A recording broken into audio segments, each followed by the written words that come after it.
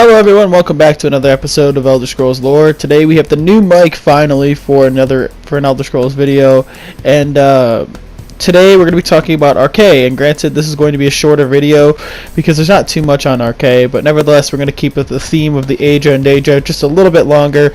I'm eventually going to change it up, don't worry. But yeah, we're going to be talking about Arkay. Now, Arkay is the god of the cycle of birth and death, or just the god of life and death, and he is a major divine in the Nine Divines pantheon. Some sources claim that Arkay was once a man who joined the gods as Talos once did.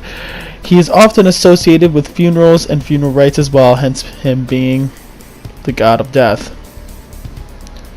His priests are staunch opponents of necromancy in all forms undead. His followers regard him as the spirit who brings mortals into and out of the world through life and death in a cycle that should not be disturbed, hence why he does not like necromancy or the undead. Now, he is known to have a religious order who see to it to protect the duty. Give one per list, alright? He is known to have a religious order who see it their duty to protect the souls of others through 3 consecrations given at birth, death, and one during the afterlife to protect their souls from manipulation. Arkay had several diverse origins attributed to him at many times. Some say he is the son of Akatosh, who did not exist before Nirn was created. Some say Arkay was a mortal man, whose hypothesis was granted by Mara. Other sources suggest that Arkay is one of the original spirits that crystallized after time began, meaning he was always a deity. Another source claims that Arkay is a syncretic god created from a fusion of Xerxes and Arkay. And then lastly, some sources state that he may be the Yokudan god, Tuwaka. His main chapel is in Chindanal, Cyrodiil, and he is worshipped in the Temple of the One in the Imperial City as well. His priests are protected by a knightly order known as the Knights of the One. In Skyrim, in every Hall of the Dead, especially more prevalent in Falkreath, Arkay has his shrines there, and he is heavily worshipped there to help guide the souls back into the afterlife.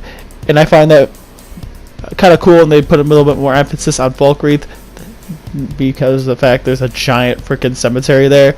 But other than that, that's actually all we have on Arkay. There's not too much about Arkay going on about there, but I think this is going to be the last week of Aja and Daedra, so expect a little bit of change coming up soon. I want to say this is going to be the last week of Aja and Daedra though, and I'm going to be starting I don't know about a new theme, but I'm going to start doing more requests, and then I'll hop back into doing the Aja and Daedra later on.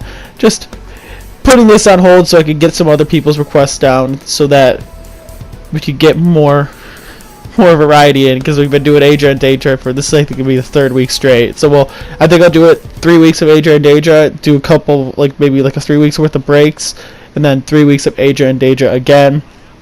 But other than that, I hope you guys enjoyed this episode. As always, please like and subscribe. I'm sorry it was so short, but sometimes people like the short videos, sometimes people don't.